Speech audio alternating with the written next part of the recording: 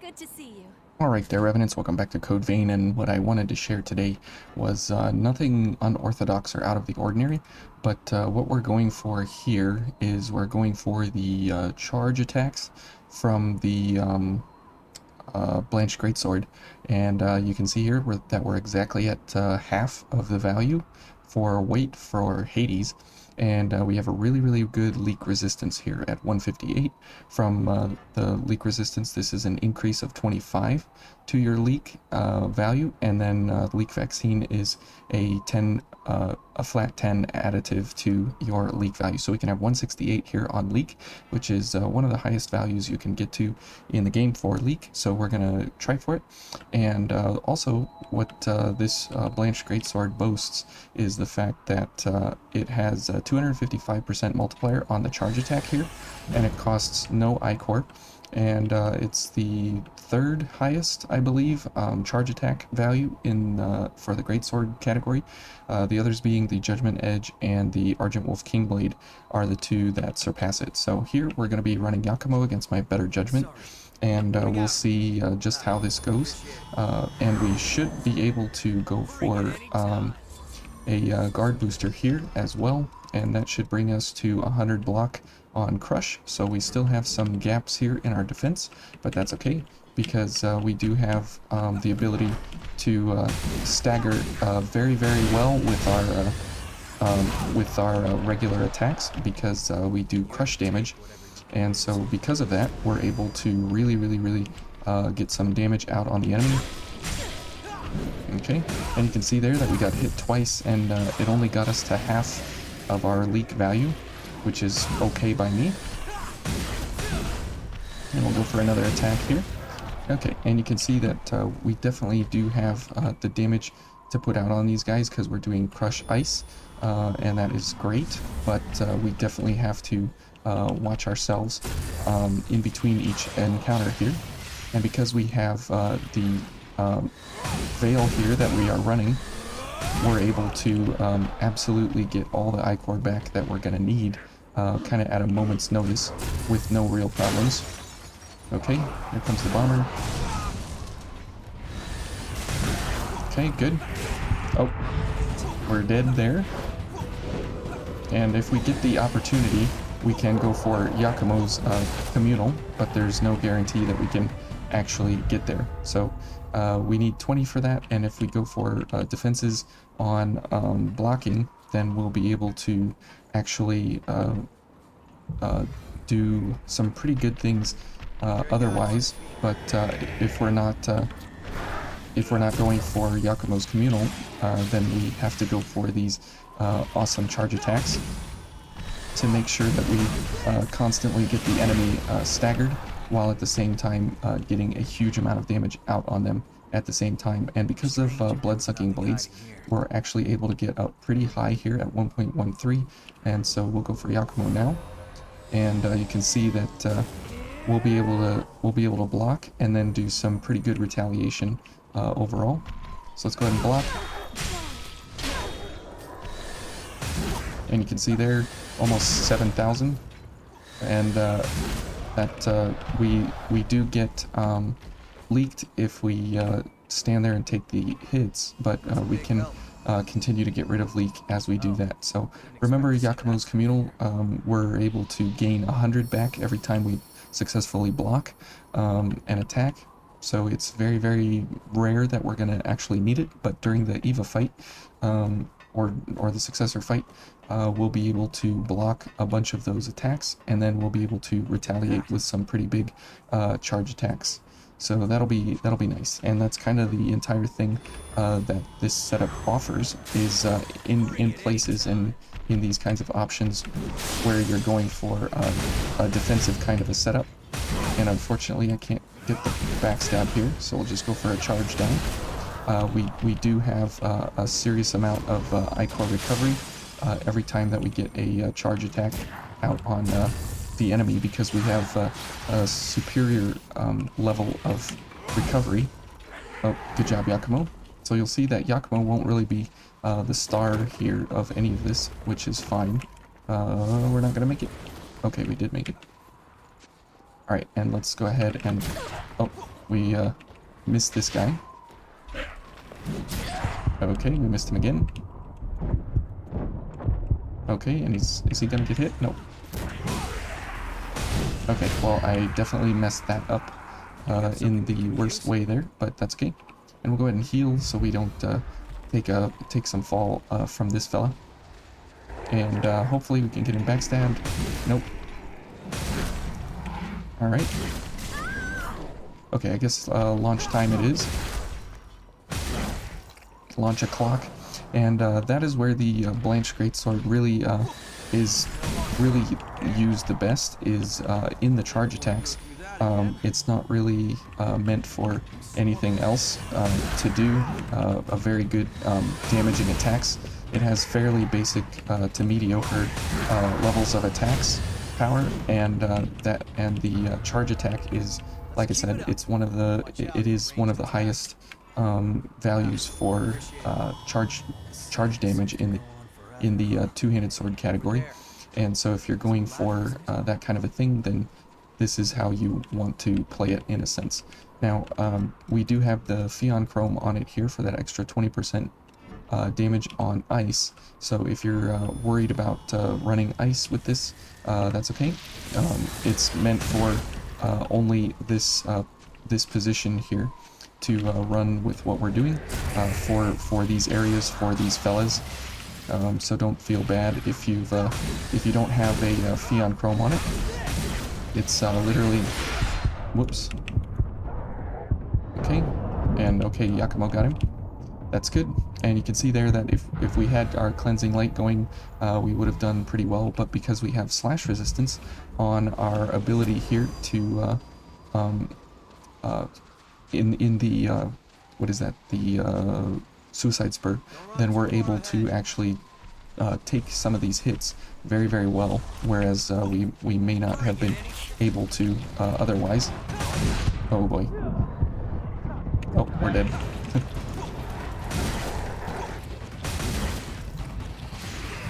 Okay. This is definitely different here. Now we do have a whole lot of stagger built into that charge attack, so that does us really, really well if we need to. Okay, let's get our differences going here. Now it would have been nice to go for a guard reversal during that attack there with that big white boy. Whoops. Okay, good job, Yakumo. But we just didn't have the chance to. Okay, good job, Yakumo. We didn't have the chance to actually get ourselves up and running to the point where we could have had the opportunity there. Now, the two-handed swords are an obvious choice in a whole lot of runs, in a whole lot of reasons, just because of the sheer amount of raw damage that you can put out on these things. But the Blanched Greatsword has a huge amount of weight associated with it here, whoops, at 90. And the lightest it can get is 72, and the fortified is over 100 pounds.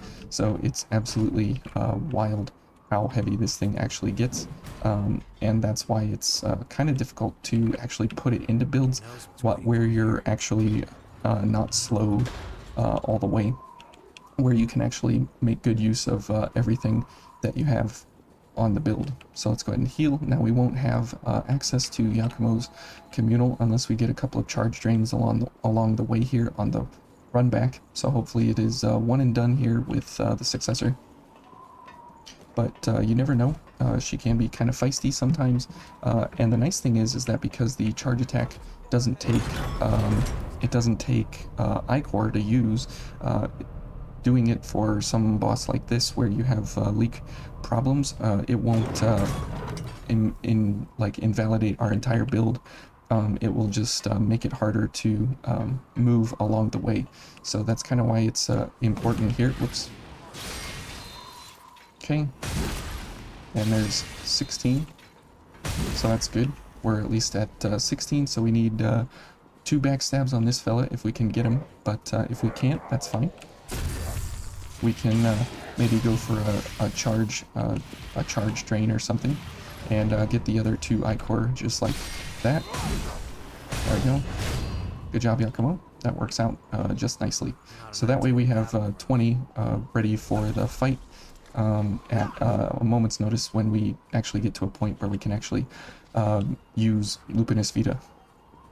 Okay, so as we run in here, it will be literally just a charge down if we can, and hopefully do some dodges and some regular attacks. So when you do the dodge attack into the dodge follow-up, that's 130% multiplier, so you actually do get pretty good damage overall whenever you dodge, as long as you have the stamina kind of backlog there to be able to put out damage afterwards. So if you don't have the stamina for it, then it's going to be a problem. So before we get in, let's go ahead and do some blood sacrificing, and we'll be up and ready to go.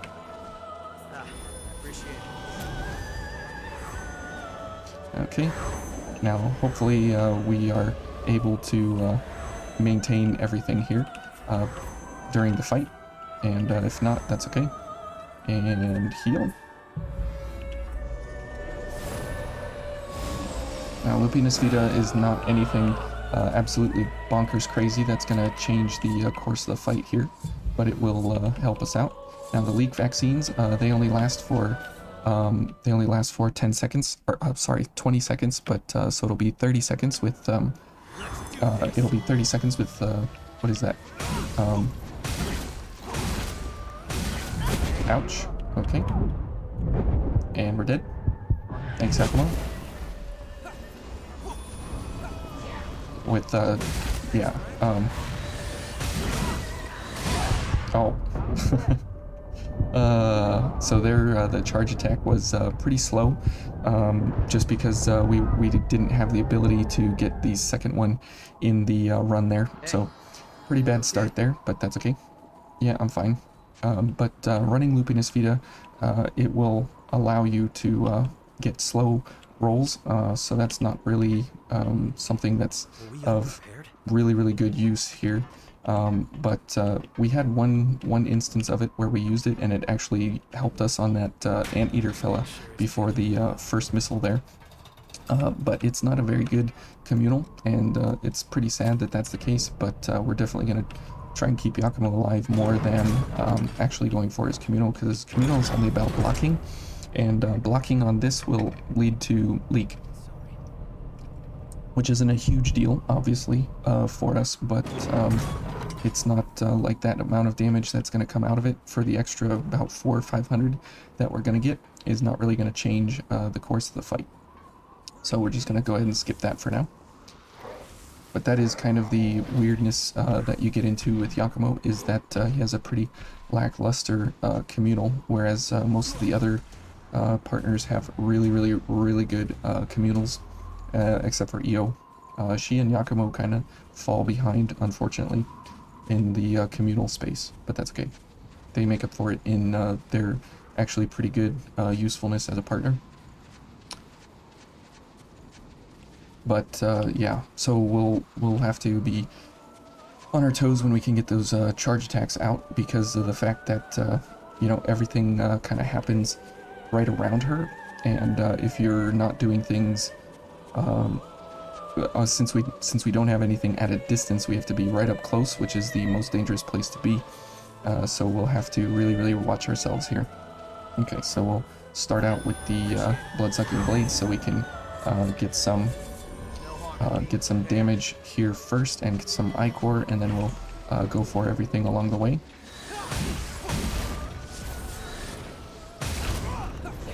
See, and regular rolls are pretty helpful.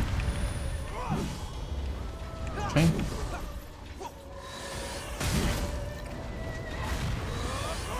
Okay, and that is where crush damage comes in very nice. Is that the fact that you can, ouch, is that you can do really good things really quickly and easily, just because of the fact that you're able to put her down fast because of crush damage.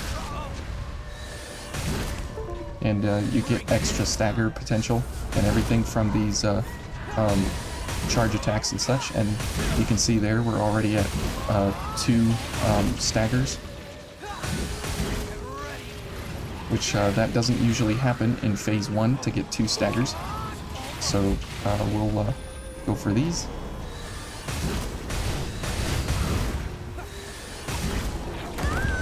Oh, I must have been in the wake there. Oh. Okay, let's go ahead and heal while Yakumo's getting blasted there.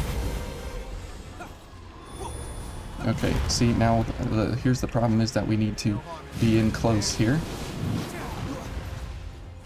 Okay, good. It's going after him. No. Okay. Alright, and we're probably going to get annihilated here. Okay, here come the blades. Yep, coming after me. Okay, let's heal. Alright. Oh, no more hands. Unfortunate. Okay, let's get in there. Ouch. Okay.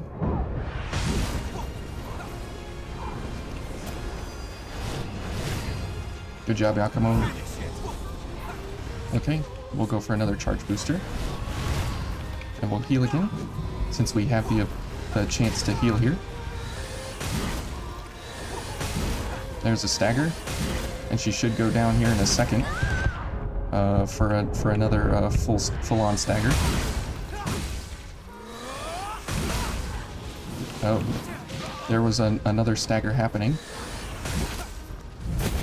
Okay.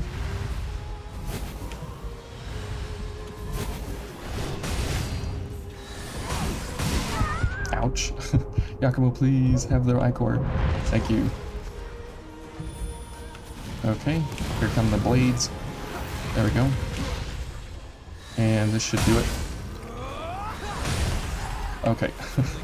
I think Yakumo got the kill. But either way, it works out.